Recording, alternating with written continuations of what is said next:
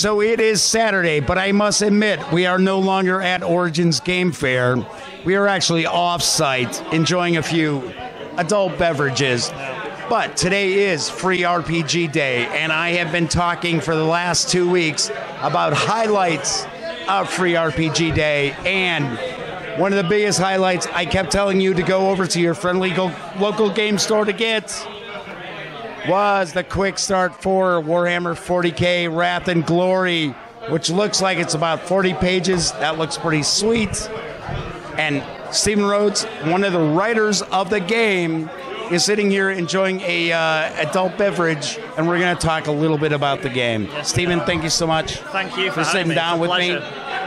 So, first off, what is going on? What's going to be a little bit different with Wrath and Glory as opposed to the, let's say, the Fantasy Flight Games releases over the years? So Wrath and Glory is a brand new system. It's D6 pool-based.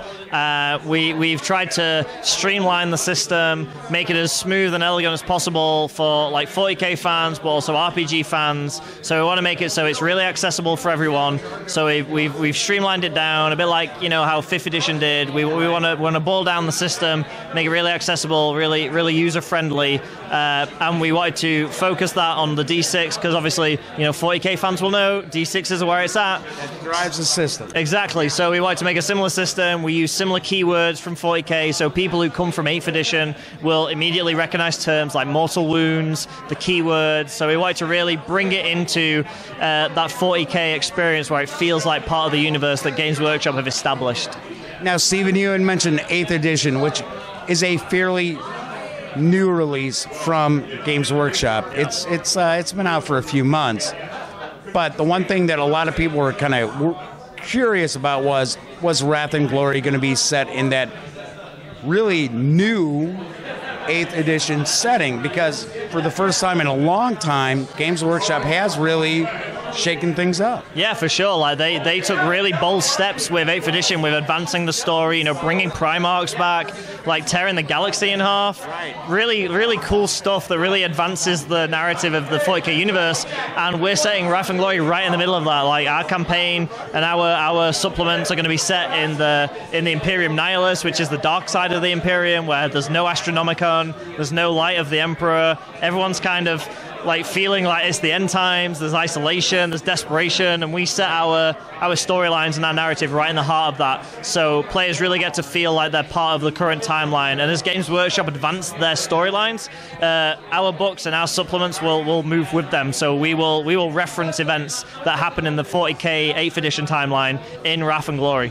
Right, you're going to utilize their meta plot for the role-playing. Yeah, for sure, yeah. So people can feel like they're playing in the 40k universe as it is now. Right.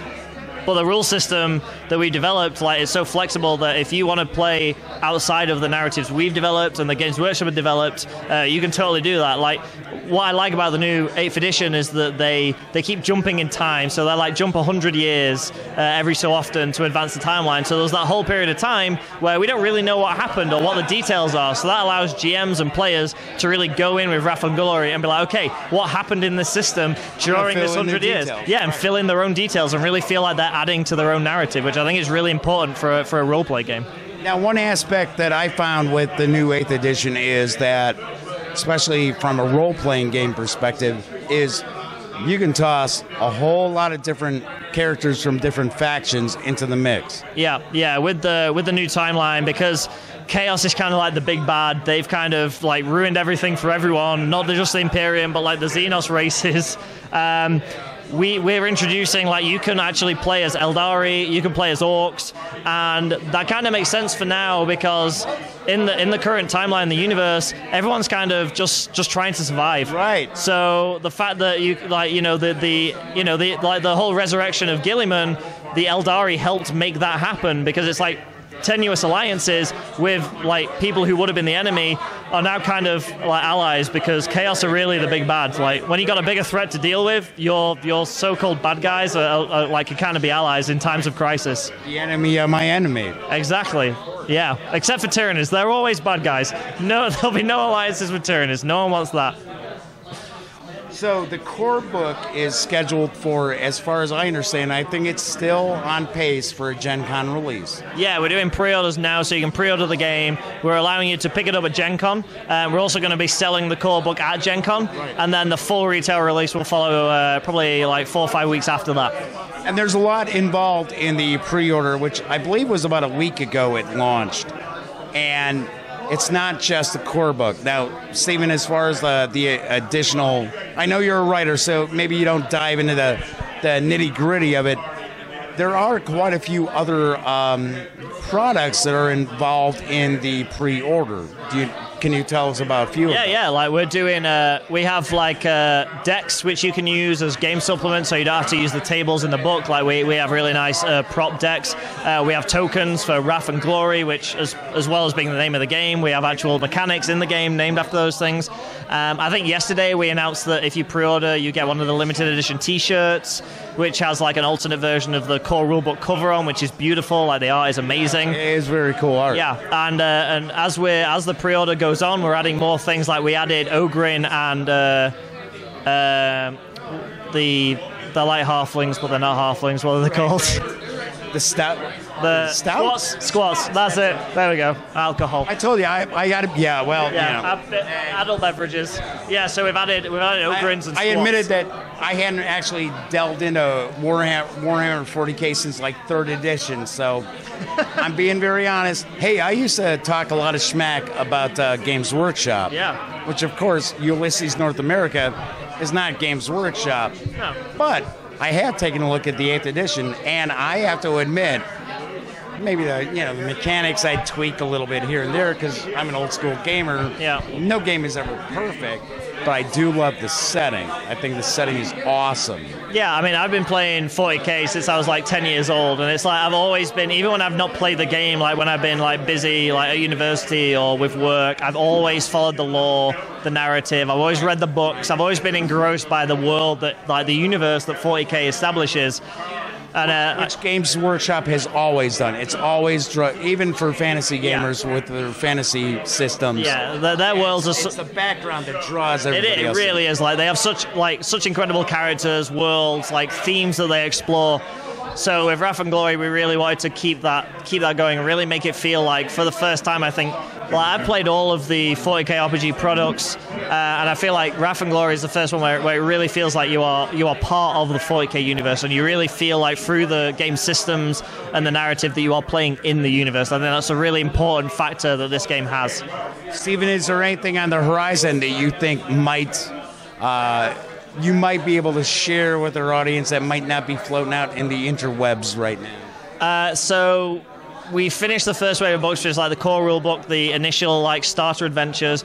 But me and Ross have been working really hard on like the second wave of books, which explores we call it the Imperium Nihilus campaign, where we go into detail on the Gilead system, which is where we set a lot of the stories. And it's a system full of really interesting characters. The system is cut off from the rest of the galaxy, so everyone inside is kind of vying for survival. And you have a nice new sandbox to play in, too. We do, yeah. We have a really nice sandbox. Like we have Dark Mechanicus. We have like a Space Marines chapter called the Absolvers, which they've been mentioned in the previous games, but they've never been fully explored. And this is the first time we get to really explore them. We have like an Eldari faction. We have Mechanicus. We have all sorts of really interesting storylines going on. We have like an orc who fancies himself as kind of like a leader of everyone. So we have some really Messiah. Yeah. So we have some really interesting like storylines to explore, and I think people are really going to get excited about the various different factions and storylines that they can experience with Wrath and Glory. So keep in mind the core book. The pre-order, that is only the tip of the iceberg as far as Warhammer 40k Wrath and Glory. Is there anything else, Stephen, you want to share with our audience? I just want to share a deep appreciation for everyone who showed interest in the game. You know, it means a lot to us, the writers and the designers of the game, that people are really getting behind the product and really excited for it. And we hope that we can deliver a 40k roleplay experience that everyone's kind of been hoping for and wanting for a long time, and we feel like we've really delivered something that people are going to be really excited about. So I just want to share that thank you and that appreciation for everyone who's supported the project. And the free RPG Day product that you released for it, actually looks pretty substantial as opposed to some releases that come out today. Yeah, it's been a lot of work. Like, it's a really thick, like, free sample. It's like 40 pages. It looks like, and it's basically the quick play rules of the game. So you basically get a feel for the system. It's a full adventure. Pre-gen characters. 6 pre-gen characters. Well, you can get the other 2 by downloading them. That's true. Yeah, you get 6 in there, and even the cover is a map, so you can even do the final encounter of the thing on the tabletop with tokens and thingy. So yeah, it's been a real labor of love, but I think it's a really, really cool piece. It's a teaser. It's a really cool teaser for the whole system. I think people are really gonna get excited about it. I'm very excited to see what you've got up your sleeve, Stephen, and it comes out at Gen Con, the core book. So if you're there, or right now there's a pre-order going on, jump on in. And I gotta admit, Ulisses North America presents amazing games. I mean, the presentation of their books, the quality of their books blew my mind when I first saw them. Yeah. So this looks like this is going to be something really special. Yeah, it's something I've really appreciated, working with Ulysses. I'm a big RPG gamer. I got a lot of books on my shelves, and I think one of the first things I noticed, with Dark Eye and Torg, is that the book quality is really high.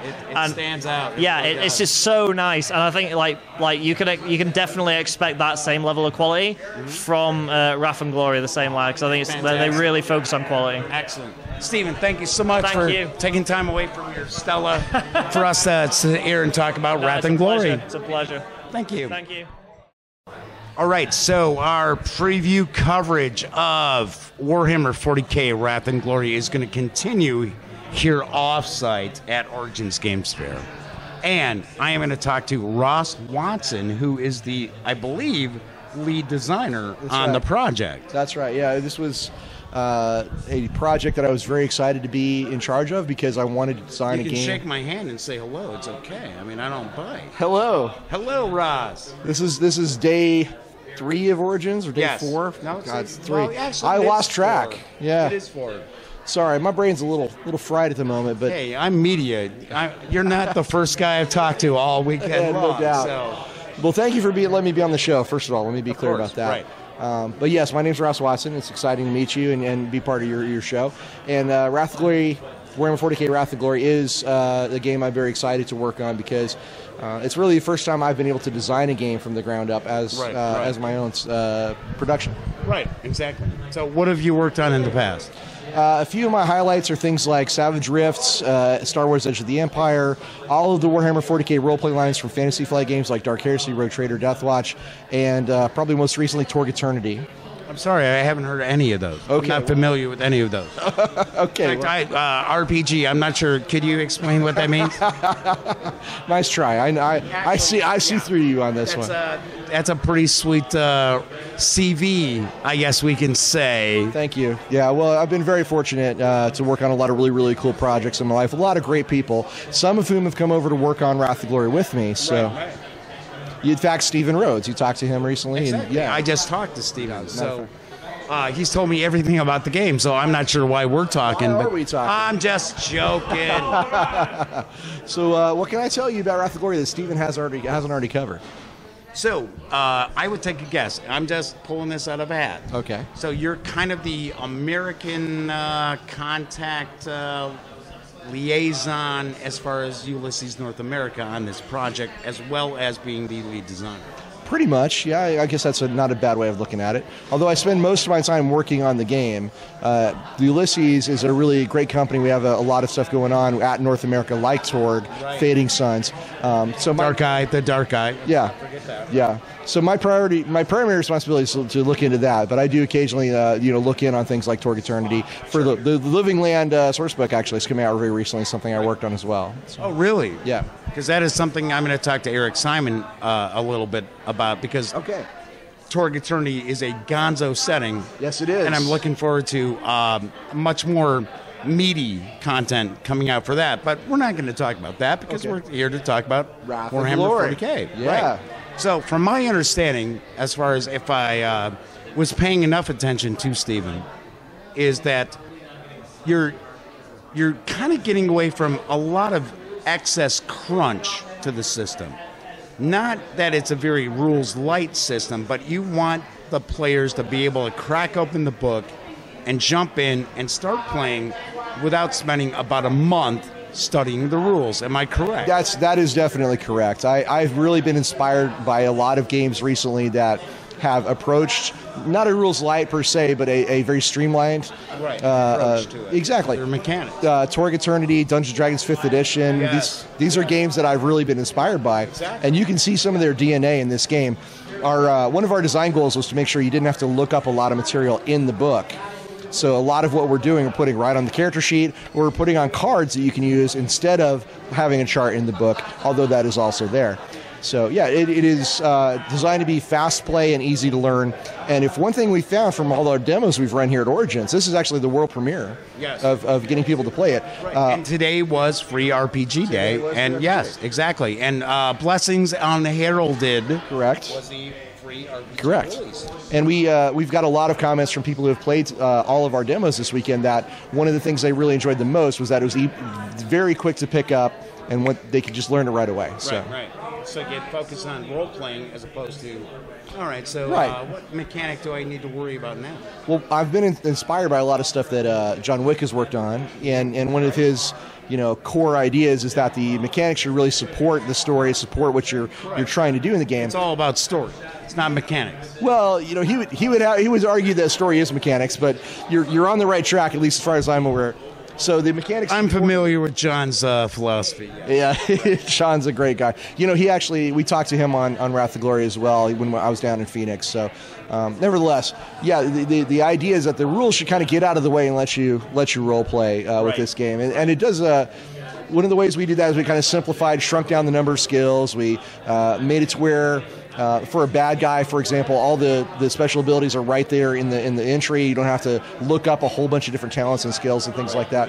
So, yeah, there's just so much going on. I don't really want to get too far down that road. But yeah, we did a lot of work to make it accessible. So you mean the core book? It's not one and done. You guys are. Oh no.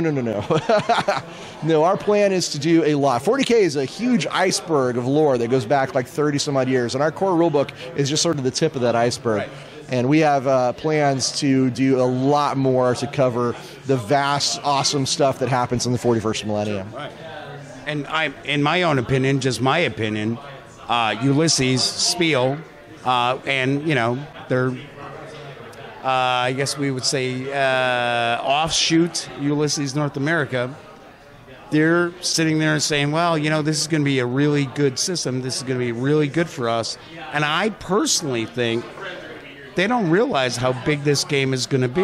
I wonder about that too. 40k is a pretty amazing license. It's got a huge number of fans. I know I've met a great number of them, and I've been a fan for many, many years. So you're right. It could be that we're underestimating or that we don't quite appreciate exactly the groundswell of interest that has occurred. Like when we put up our pre-sale, for example, the servers crashed almost instantly. Right. And I think that is you're right. I think we kind of were underprepared for the response. You know what's coming. I don't think some of the other folks like Ian aren't sure. They're thinking, yeah, this is going to be really good. I'm like, no, this is going to be evergreen. Well, it's not just any license. It's 40K, and exactly I think our fans know that we have a love and appreciation for it, and we're going to show that in everything that we do.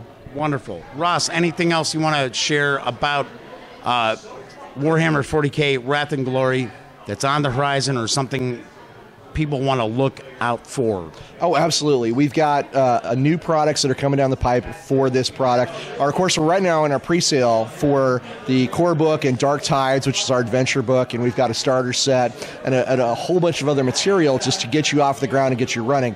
But after that, coming soon, we are going to focus on our first campaign, a short series of books that are set in the Dark Imperium, and we're going to encounter some things like the Dark Mechanicus, and we're going to fight warp smiths of chaos, and we're going to deal with techno-viruses, and it's going to have a lot of really cool bits about the setting that we've built based on writings from Aaron Dembski-Bowden that I think people are going to really enjoy seeing kind of for the first time in some ways in the Dark Imperium for 40K. Right, because 8th edition made some radical changes to the setting. Yeah, some really cool changes. It wasn't just, oh God, now I got to go pick up another edition of the rules. No. Yeah, it's if people have not already checked out 8th edition Warhammer 40K, they really should, because there's a lot of really cool new developments in this. I was impressed. Exactly. And I am not a Games Workshop shill by any stretch. So. No, but it's a time for. I was impressed by what they did. It's never been a better time to be heroes in 40K, and we need that the Dark Imperium needs player characters. Yeah, they need exactly. So that's what Wrath of Glory is going to offer you, is that chance to jump in and be part of what's happening now. Excellent. Ross, thank you so much for taking some time out off-site to talk about Warhammer 40k Wrath and Glory. Anytime. It's my pleasure. Thank you. Our never-ending coverage of Warhammer 40k Wrath and Glory continues. But we're going to have some fun because we're going to talk to Wendelyn Reischl. Reischl, yeah. Reischl. Oh, I was just that off close, a that little close. bit. Yeah. About the part of the game that you've been working on. And we've talked a little bit about mechanics with Ross and Stephen. Yeah. So we're going to talk a little more. Okay, so let's address the elephant in the room, right? Yeah. So people assume Warhammer 40k is just like a guy thing, right? And I have had friends. I spoke with someone at Gen Con who had worked for Games Workshop at a very high level. Mm-hmm. And she would walk into their stores back when they had stores in North America. Yeah. And she would say, "Oh, hey, how's it going? I'm your boss."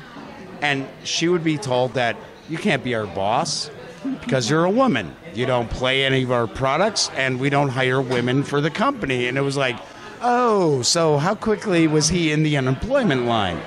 So a lot of people think the Warhammer 40k system, the setting, is just a guy club, but it is not a guy club. Not at all. And that's why we're going to talk a little bit. Fantastic. I'm glad to hear that. So what do you want to know? So, what have you worked on? I know you came up with Wrath and Glory. Yeah. I sure did. So right there, that's like 2% right off the top that comes to you. That's cool. Oh, yeah, exactly. So I was at Gen Con last year after we announced it, and it was so amazing because I didn't realize that seeing a banner with a product name that I had created was on my bucket list. But then there the banner was, and I was like, all right, check, I'm in. Right. Yeah. Because it's kind of cool, like, hey, I came up with this, and people are like talking about a title of something, like my website, for an example, and it's like, wow, I came up with that. That's kind of cool. Yeah, it was strange because Ross and I both lived in Colorado when he started this project, and he asked me while I was at a convention, like, hey, submit some names, and I was like, cool. And I sent it over, and he was like, that's the one. And I was like, that's really nice of you to say that, but let's get to the real talk here. When are you going to say what the real name is?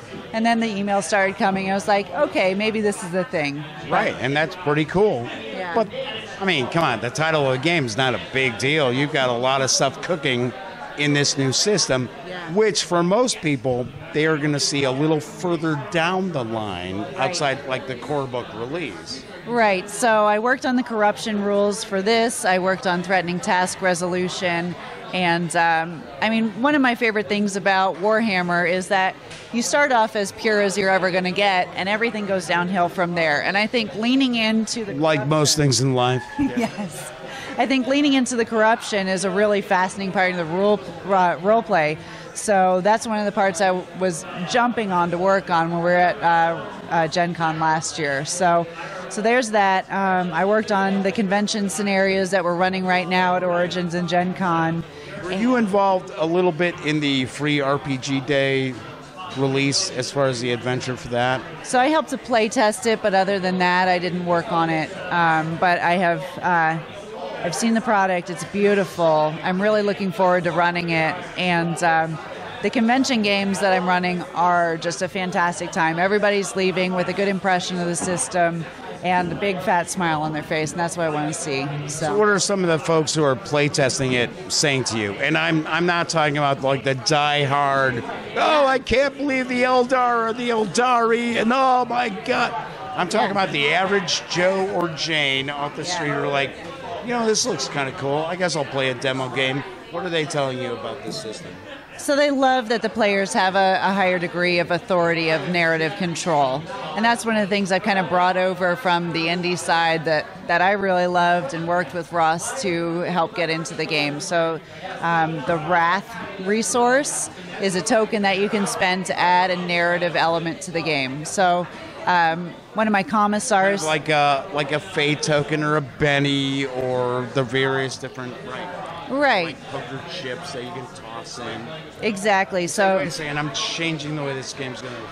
Exactly. And that takes some of the pressure off the GM to come up with all of the creative ideas and say, hey, tell me what's going on here. What's in this room? What's something interesting that you encounter, you know? And that for me uplifts the ideas of the player and makes people ready to take the horns and take control. And that's really valuable. And see, to me, I'm an old school GM, so I'm sort of like, I want to railroad all you guys. I'm going to make you dance. I'm going to pull the strings. I want to be the puppet master. And then when I tell you, we're done, and you leave. I'm joking.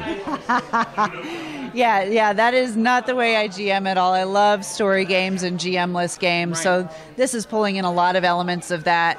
And actually today at Origins, I had 2 players. Not only were they not 40k aficionados, but they had never played a role-playing game before. And I thought... Not unusual here at Origins. Yeah, and that was fantastic that these 2 young women, probably in their teens, came and played my game, had a great time, and just really brought their A game. And nobody else at the table knew that this was their first game ever. Right. So it was fantastic. And they picked up the system easy as pie. And that's what I want to see is like, don't let the system get in the way. It's there to support the player ideas and keep the game going, and that's what it does, exactly. And that's my understanding from talking to Ross as well as Stephen, that it's not overly crunchy, it's not necessarily rules light, but right. It's a game that it's like, hey, here are the mechanics, but tell a story, have a good time. Yeah. And like most role-playing games, mechanics that don't work, throw them out. I've never found a perfect system. Right. I kit bash everything I run. Yeah. So I like that approach where it's not like, okay, so we just spent the last 4 hours on this 15-minute combat encounter in real time. Yeah, and one of the cool things is that, you know, you can run it with miniatures, you can run it with line of sight and all of that. But if that's not your bag, like, you don't have to feel tied to that. Sure. So Theater of the Mind works just as well with Wrath and Glory, but if you want to do more, you're welcome to do so. Yeah. All right, so one last thing that you want to share with our audience about your participation in Wrath and Glory? I'm really excited for a future product, and it's in the convention characters. It's called Alliances. Okay. So where the characters establish alliances with the other characters to kind of get them involved, make them a team, and like help them form up. So you're not just meeting someone in a tavern and starting off on an adventure. You got to have I hate that trope.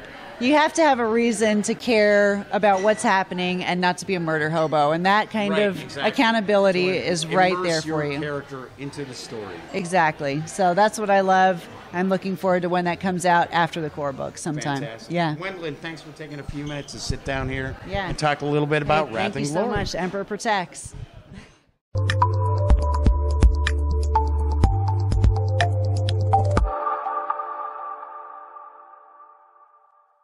Thanks again for watching The Daily Dope, presented by The Gaming Gang.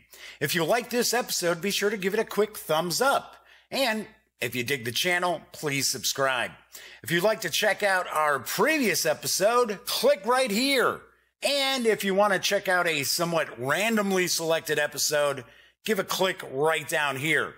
It'll be like opening a box of Cracker Jacks. You just don't know what you'll get.